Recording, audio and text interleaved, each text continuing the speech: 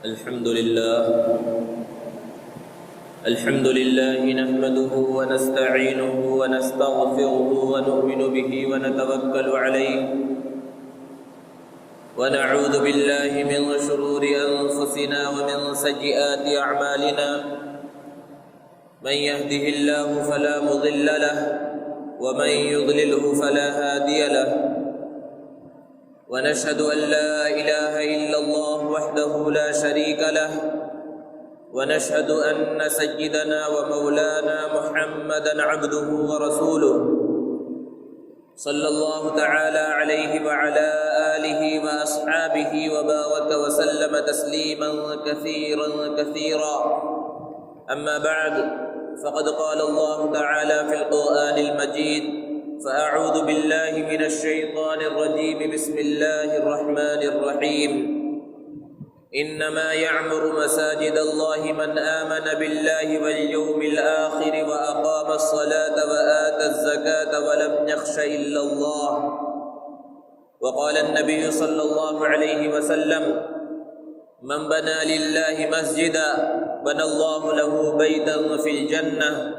او كما قال علیہ الصلاۃ والسلام۔ معزز سامعین کرام، بزرگوں اور دوستوں، اسلامی معاشرے میں مسجد کو جو مقام حاصل ہے ہر مسلمان اس سے بہت اچھی طرح واقف ہے۔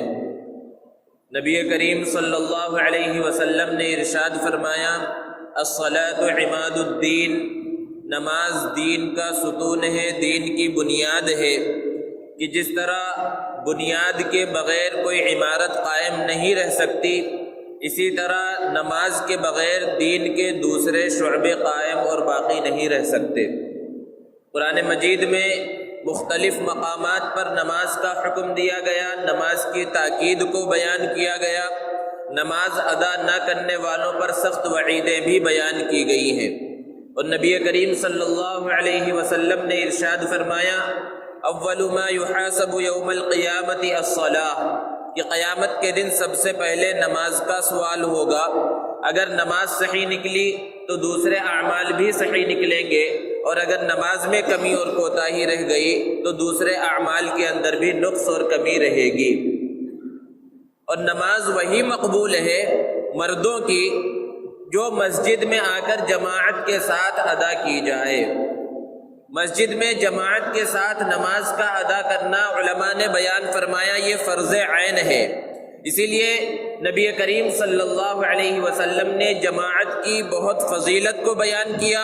اور جماعت کے ساتھ نماز ادا نہ کرنے والوں کے لیے سخت وعید بیان فرمائی۔ پیارے آقا صلی اللہ علیہ وسلم نے ایک مرتبہ اس خواہش کا اظہار کیا کہ میرا دل چاہتا ہے کہ میں ان لوگوں کے گھروں کو جا کر جلا دوں جو اذان ہونے کے بعد گھروں میں نماز ادا کر لیتے ہیں، مسجدوں کے اندر نہیں آتے۔ ایک نابینا صحابی نے اللہ کے رسول صلی اللہ علیہ وسلم سے سوال کیا اور کہا کہ میرا کوئی قائد نہیں ہے، یعنی کوئی ایسا شخص نہیں ہے جو مجھے مسجد تک پہنچا سکے، تو کیا مجھے اجازت ہے، رخصت ہے کہ میں اپنے گھر میں نماز ادا کر لوں؟ اللہ کے رسول صلی اللہ علیہ وسلم نے پہلے ارشاد فرمایا ہاں تمہیں اجازت ہے، تم اپنے گھر میں نماز ادا کر لو، لیکن پھر سوال کیا اللہ کے رسول صلی اللہ علیہ وسلم نے کیا تمہارے گھر تک مسجد کی اذان کی آواز آتی ہے؟ وہ نابینا صحابی تھے، انہوں نے جواب دیا ہاں مسجد کی اذان کی آواز آتی ہے۔ آپ صلی اللہ علیہ وسلم نے ارشاد فرمایا پھر تمہارے لیے رخصت نہیں ہے، تمہارے لیے مسجد آ کر فرض نماز ادا کرنا ضروری ہے۔ اور اللہ کے رسول صلی اللہ علیہ وسلم نے ایک حدیث کے اندر بیان فرمایا کہ سب سے بڑا ظلم، سب سے بڑا کفر اور سب سے بڑا نفاق یہ ہے کہ ایک آدمی مؤذن کی اذان کی آواز کو سنے اور پھر اس کا جواب نہ دے، یعنی مسجد میں آ کر نماز کو ادا نہ کرے۔ یہ مقام اور مرتبہ ہے جماعت کے ساتھ نماز ادا کرنے کا، جس کو سرکار دو عالم صلی اللہ علیہ وسلم نے احادیث مبارکہ کے اندر بیان فرمایا ہے۔ تو مسجد کا مقام اور مرتبہ بہت ہی اعلیٰ ہے، بہت ہی بلند ہے،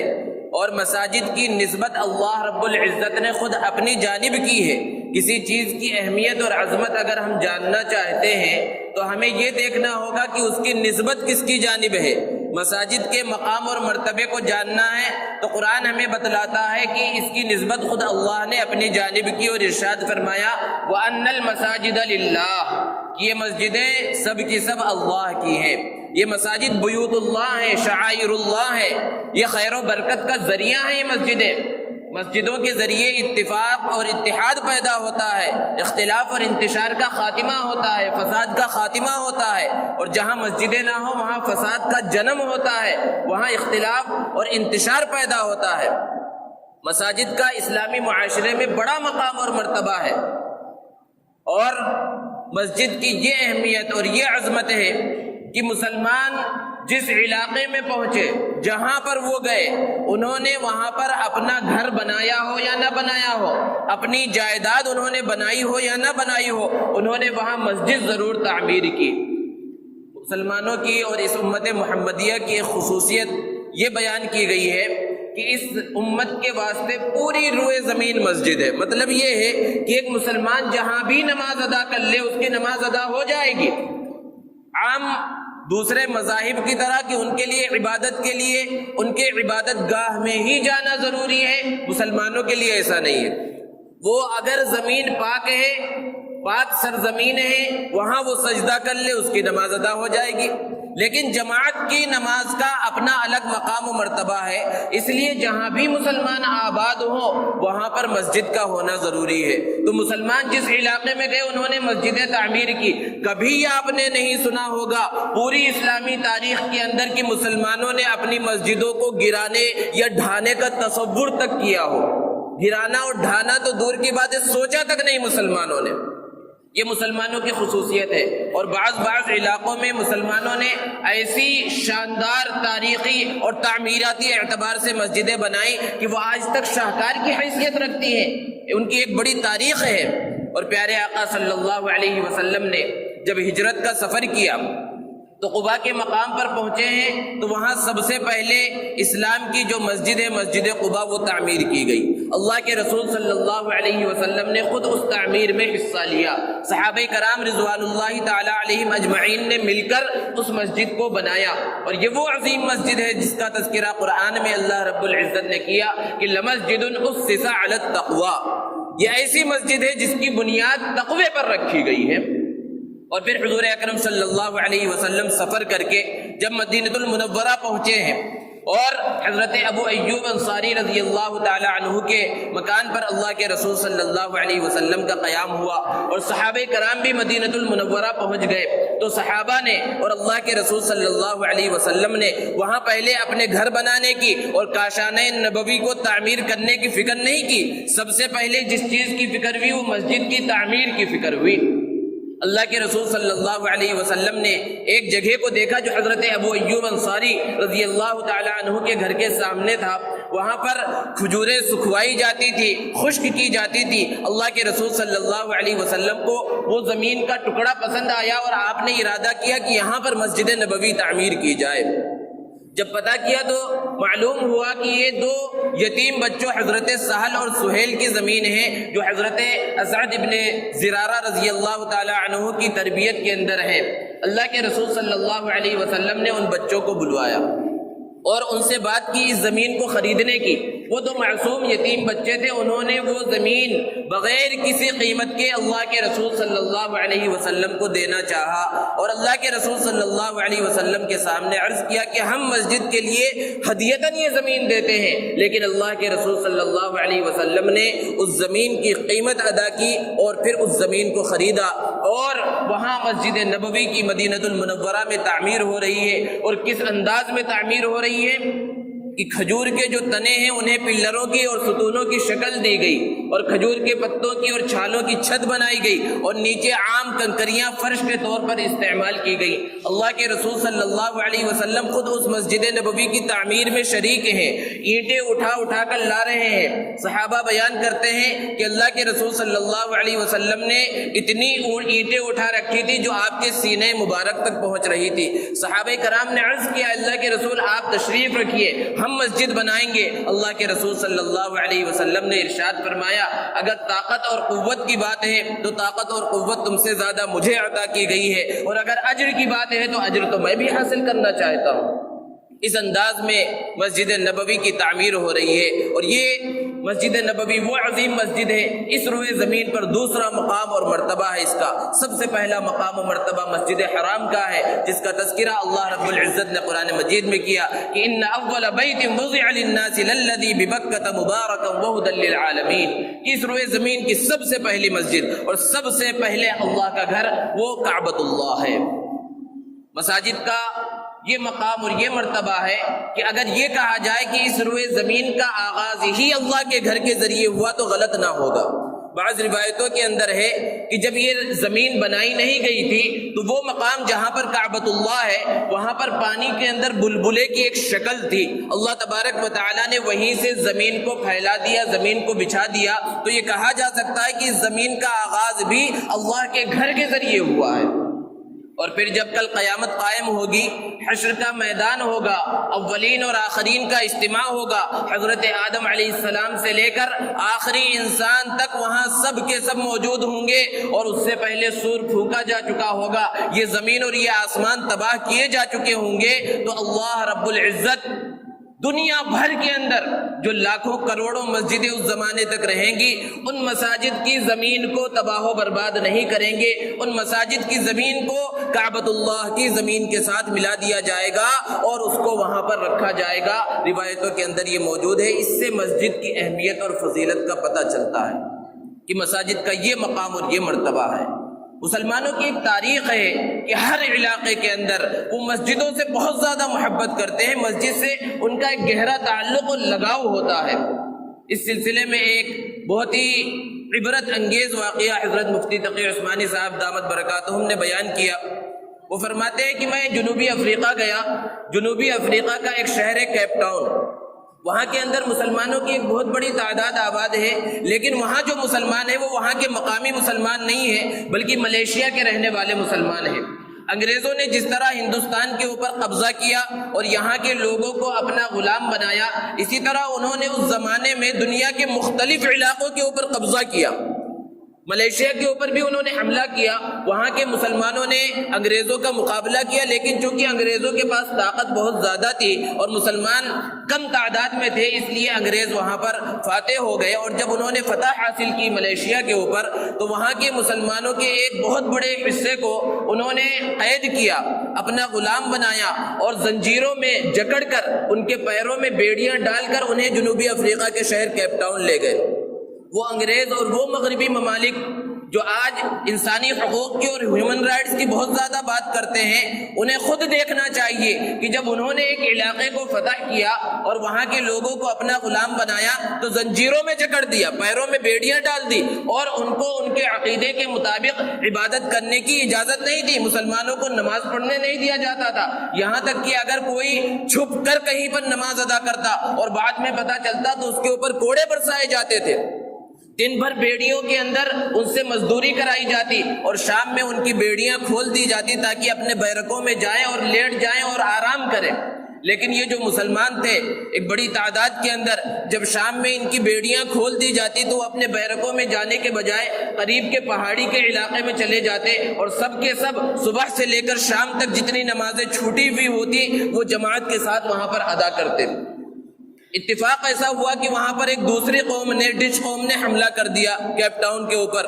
انگریز جو جانتے تھے مسلمانوں کے بارے میں کہ یہ بڑے بہادر ہیں، بڑے جنگجو ہیں، مسلمانوں کے پاس آئے اور انہوں نے کہا کہ ایک فوج نے یہاں پر حملہ کر دیا ہے، ہم چاہتے ہیں کہ تم آگے رہ کر ان کا مقابلہ کرو۔ مسلمانوں نے جو وہاں پر غلامی کی زندگی گزار رہے تھے انہوں نے کہا کہ ہم کیوں مقابلہ کریں، آج تم ہمارے اوپر حکومت کر رہے ہو، ہم تمہارے غلام ہیں، اگر کل کو وہ جیت گئے تو وہ ہمارے آقا بن جائیں گے، ہم ان کے غلام رہیں گے، ہماری زندگیوں میں تو کوئی تبدیلی نہیں آئے گی، لیکن ایک شرط کے اوپر ہم ان سے مقابلہ کرنے کے لیے تیار ہیں اور اگر اللہ نے چاہا تو ہم انہیں شکست بھی دیں گے۔ انگریز نے پوچھا کہ وہ شرط کیا ہے؟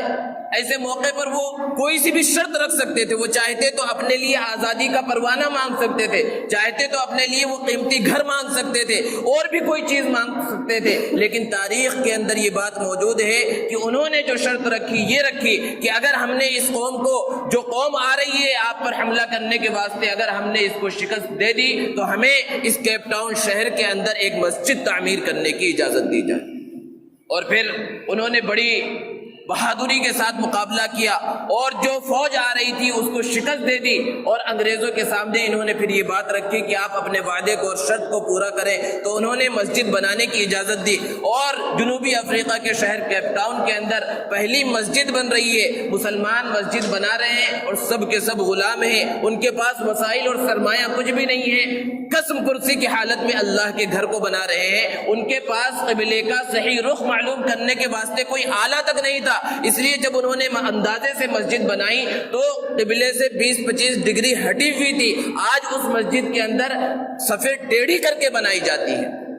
دوستو یہ مسلمانوں کی تاریخ رہی ہے، مسلمانوں کا مسجدوں کے ساتھ اتنا گہرا تعلق ہر زمانے میں ہر علاقے کے اندر رہا ہے کہ وہ جس علاقے میں پہنچے، جہاں کہیں انہوں نے قدم رکھا، سب سے پہلے اللہ کے گھر کو بنایا، مسجد کی انہوں نے تعمیر کی۔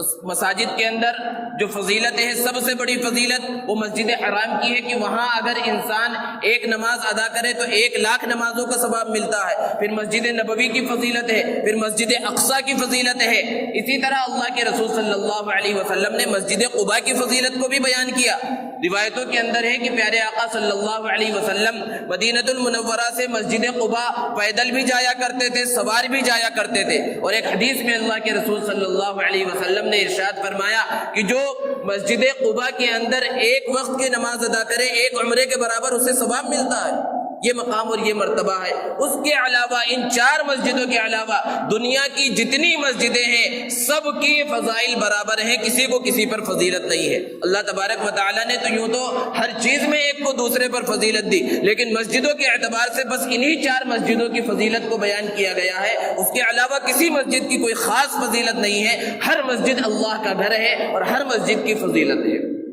دوستو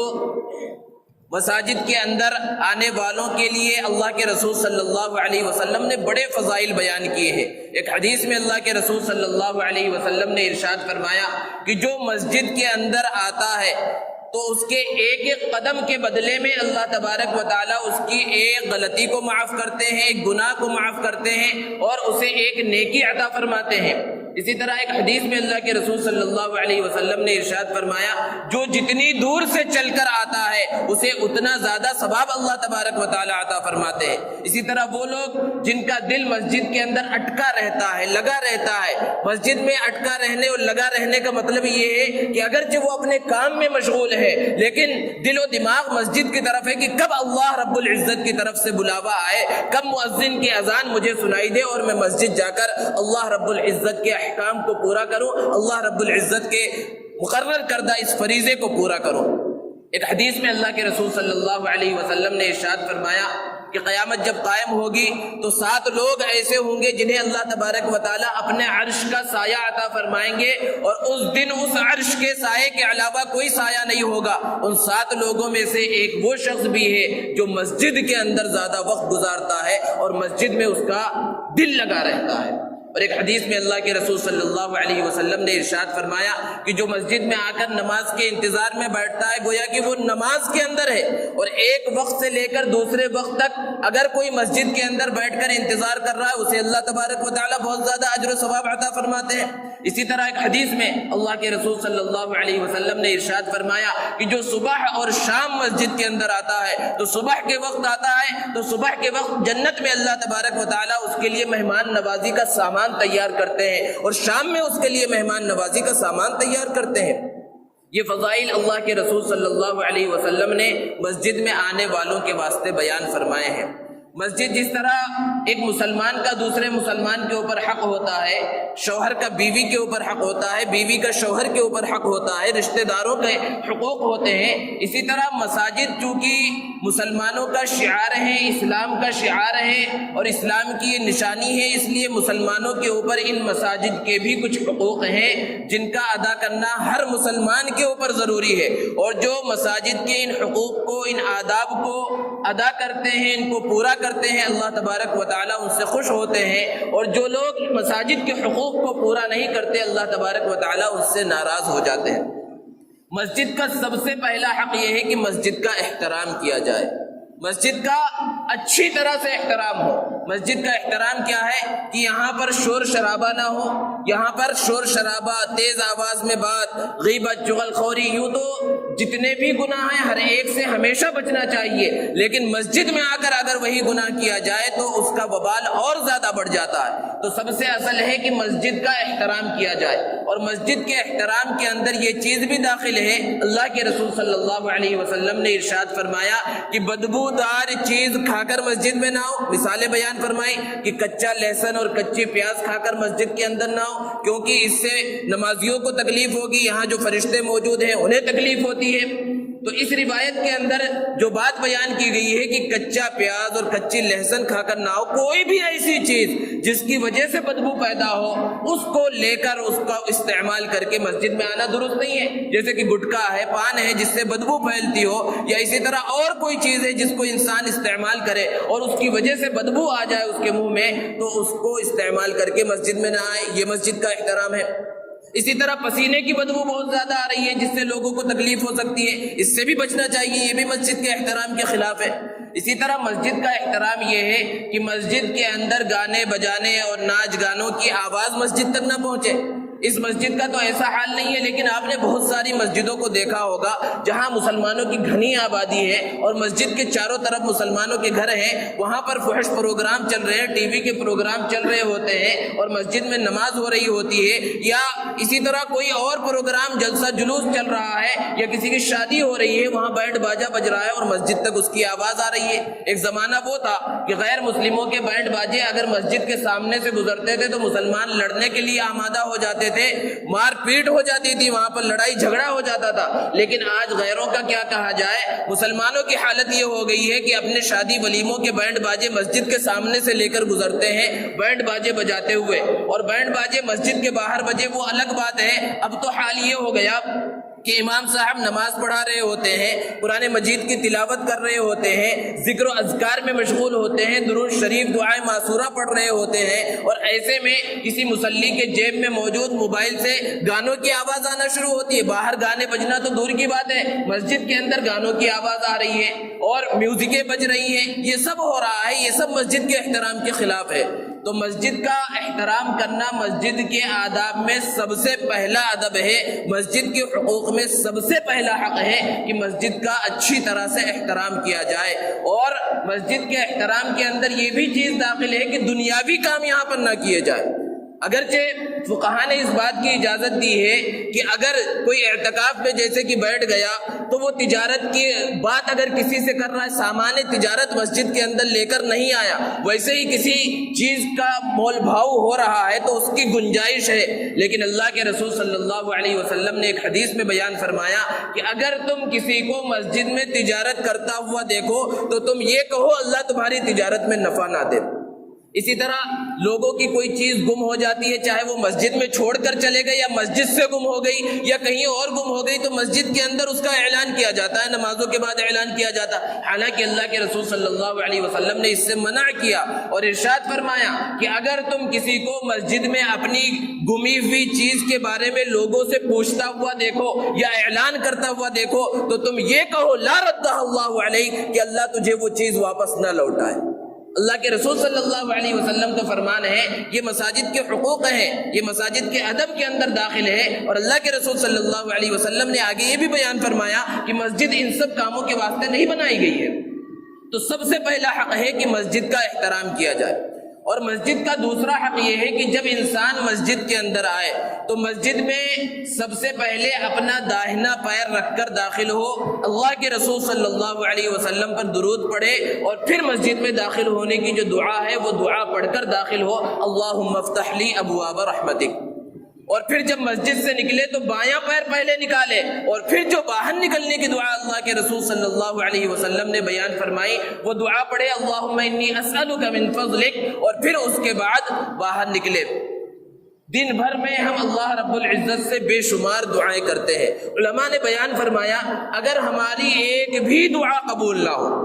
صرف مسجد میں داخل ہونے کی اور مسجد سے باہر نکلنے کی جو دو دعائیں ہم کرتے ہیں، یہ دو دعائیں اگر ہماری قبول ہو جائیں تو ہمارا بیڑا پار ہے۔ کیونکہ مسجد میں داخل ہوتے وقت ہم کیا دعا کر رہے ہیں؟ اللہم افتح لی ابواب رحمتک، اے اللہ ہمارے لیے اپنے رحمت کے دروازوں کو کھول دے۔ اس میں دین مانگا جا رہا ہے کہ دین کی جتنی برکتیں ہیں اور دین کے اندر اور آخرت کا جو کچھ مقام ہے وہ سب ہمیں عطا فرما دے۔ اور مسجد سے باہر نکل رہے تو دنیا مانگ رہے، اللہم انی اسألک من فضلک، اے اللہ میں آپ سے آپ کے فضل کا سوال کرتا ہوں۔ قرآن میں اللہ رب العزت نے بیان فرمایا، حکم دیا ہے وابتغوا من فضل اللہ، اللہ کے فضل کو یعنی اللہ کی روزی کو تم تلاش کرو۔ تو مسجد میں داخل ہوتے وقت ہم دین کو مانگ رہے ہیں اور مسجد سے باہر نکلتے وقت دنیا کا سوال کر رہے ہیں۔ اگر ہمیں دین بھی مل جائے اور دنیا مل جائے تو پھر کس چیز کی کمی ہے؟ تو مسجد کے آداب میں سے مسجد کی دعاؤں کا خیال کرنا اور اس کی رعایت کرنا بھی ہے، اور ان دعاؤں کی رعایت کرنے سے خود ہمارا فائدہ ہے۔ اسی طرح مسجد کا ایک حق، ایک ادب یہ بھی ہے کہ جب ہم مسجد کے اندر داخل ہوں اور ابھی نماز کا ٹائم نہ ہوا ہو، جماعت کھڑی نہ ہوئی ہو، جمعے کا خطبہ ابھی شروع نہ ہوا ہو اور وقت ہو اور کوئی مکروہ وقت بھی نہ ہو، تو مسجد کے ادب میں سے ہے کہ ہم 2 رکعت تحیۃ المسجد پڑھ لیں۔ اللہ کے رسول صلی اللہ علیہ وسلم نے اس کا حکم دیا اور اللہ کے رسول صلی اللہ علیہ وسلم نے اس کے فضائل کو بیان فرمایا ہے۔ بڑے افسوس کی بات ہے کہ بہت سے مسلمان ہیں جو مساجد کی بہت سی چیزوں کو استعمال کرتے ہیں، وہ مساجد کے بیت الخلاء کو استعمال کرتے ہیں، مساجد کے وضو خانوں کو استعمال کرتے ہیں نماز کے اوقات میں کے علاوہ میں۔ اگر مسجد ایسی ہے، بڑی مسجد ہے جیسے کہ یہ مسجد ہے، اور نماز کے اوقات کے علاوہ بھی اگر مسجد کھلی رہتی ہے اور وہاں بیت الخلاء کو استعمال کرنے کی اجازت دی گئی ہے مساجد کے ذمہ داروں کی طرف سے، تو پھر جو لوگ استعمال کر رہے ہیں ان کی ذمہ داری کیا ہے یہ بھی دیکھنا چاہیے کہ اگر ہم مسجد کے اندر آئے اور ابھی نماز کا وقت نہیں ہوا اور اپنی ضرورت سے فارغ ہوئے، تو اپنے کام سے آئے تھے، تھکے ہارے تھے، ضرورت سے فارغ ہوئے، بازو میں وضو خانہ موجود ہے، وضو سے فارغ ہو جائیں۔ جب ہم وضو کر لیں گے تو چاق و چوبند ہو جائیں گے، ہمارے اندر چستی پیدا ہو جائے گی، اور پھر مسجد میں آ کر 2 رکعت تحیۃ المسجد ادا کر لیں۔ اور علماء نے تو بیان فرمایا کہ 2 رکعت تحیۃ المسجد کے اندر ہی 2 رکعت تحیۃ الوضو کی بھی نیت کر لے تو 2 رکعت میں 4 رکعتوں کا ثواب ملے گا۔ اور تحیۃ الوضو کی کیا فضیلت ہے؟ اللہ کے رسول صلی اللہ علیہ وسلم نے حضرت بلال رضی اللہ تعالی عنہ سے ایک مرتبہ پوچھا، اے بلال آخر تمہارا عمل کون سا عمل ہے خاص کہ میں نے جنت میں تمہارے قدموں کی آہٹ اپنے آگے آگے سنی ہے؟ حضرت بلال رضی اللہ تعالی عنہ نے ارشاد فرمایا، میرا تو کوئی خاص عمل نہیں ہے اللہ کے رسول، لیکن جب بھی میں وضو کرتا ہوں 2 رکعت تحیۃ الوضو پڑھ لیتا ہوں۔ تو تحیۃ الوضو کا یہ مقام اور یہ مرتبہ ہے۔ تو بہرحال مسجد کے آداب میں سے یہ بھی ہے کہ جب ہم مسجد کے اندر داخل ہوں اور اگر موقع ہو تو ہم 2 رکعت تحیۃ المسجد پڑھ لیں۔ اور عام طور پر یہ دیکھا جاتا ہے کہ لوگ آتے ہیں مسجد میں اور انہیں سنت پڑھنا ہوتا ہے یا تحیۃ المسجد پڑھنی بھی ہوتی ہے تو پہلے بیٹھ جاتے ہیں، پھر اس کے بعد کھڑے ہو کر پڑھتے ہیں۔ حالانکہ اللہ کے رسول صلی اللہ علیہ وسلم نے جو لفظ استعمال کیا تحیہ، اور تحیہ کس کو کہا جاتا ہے؟ پہلی ملاقات کو کہا جاتا ہے۔ پہلی ملاقات کے وقت جو کچھ کیا جائے اسے تحیہ کہا جاتا ہے۔ اگر ہم کسی سے ملاقات کرنے کے واسطے کسی کے گھر پہ جائیں تو ہم کیا کرتے ہیں؟ کھڑے کھڑے پہلے ملاقات کر لیتے۔ ایسا نہیں ہوتا کہ گئے اور پہلے آرام سے کرسی پر بیٹھ گئے، صوفے پر بیٹھ گئے اور پھر 10 منٹ کے بعد السلام علیکم کہہ رہے ہیں، اس طرح نہیں ہوتا، بلکہ پہلے ہم ملاقات کرتے ہیں۔ اسی طرح اللہ کے رسول صلی اللہ علیہ وسلم نے بیان فرمایا کہ مسجد میں جب پہنچو تو بیٹھنے سے پہلے اگر کوئی بیٹھ رہا ہے تو کوئی گناہ کا کام نہیں ہے، لیکن جو فضیلت اس سے حاصل ہو رہی ہے بیٹھے بغیر اگر ادا کرے گا تو اس سے زیادہ مقام و مرتبہ اور فضیلت اسے حاصل ہوگی۔ اسی طرح مسجد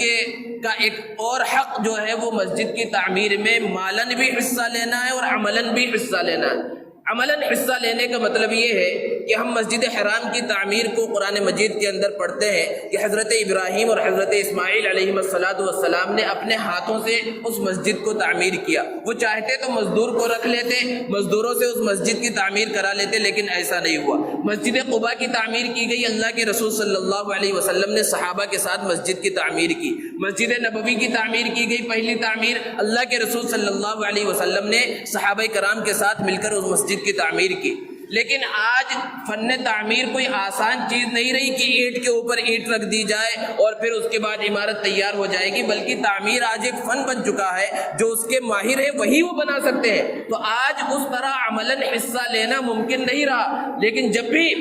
علماء نے بیان فرمایا کہ اگر کہیں مسجد کی تعمیر ہو رہی ہو تو ہم بنانے کے اندر تو حصہ نہیں لے سکتے، کیونکہ اس کو تو مستری اور مزدور ہی بنائیں گے، لیکن کچھ جگہ کے اوپر اینٹیں رکھی ہوئی ہو، اس کو اٹھا کر ایک جگہ سے دوسری جگہ رکھنا ہو تو 10 اینٹیں ایک جگہ سے اٹھا کر دوسری جگہ رکھ دے، کچھ تھیلے سیمنٹ کے اس کو ہٹا کر ایک جگہ سے دوسری جگہ رکھ دے، ایسے چھوٹے موٹے کام ہم پورا کر لیں تاکہ اللہ کے رسول صلی اللہ علیہ وسلم کی سنت بھی ادا ہو جائے۔ اور اصل چیز ہے اپنے مال کو مسجد کی تعمیر کے اندر خرچ کرنا۔ اللہ کے رسول صلی اللہ علیہ وسلم نے ارشاد فرمایا کہ من بنا للہ مسجدا بنى اللہ لہ بیتا فی الجنہ، کہ جو اللہ کی رضا کی خاطر مسجد کی تعمیر کرتا ہے اللہ تبارک و تعالیٰ اس کے لیے جنت میں گھر بناتے ہیں۔ سب سے پہلی شرط یہ ہے کہ اللہ کی رضا کے لیے مسجد تعمیر کرے۔ اگر دکھلاوے کے لیے مسجد تعمیر کر رہا ہے کہ لوگ اس کی تعریف کریں کہ ارے فلاں نے مسجد بنائی ہے، اگر یہ نیت ہے تو اس کا کوئی ثواب نہیں ملے گا۔ اللہ کی رضا کی خاطر مسجد کی تعمیر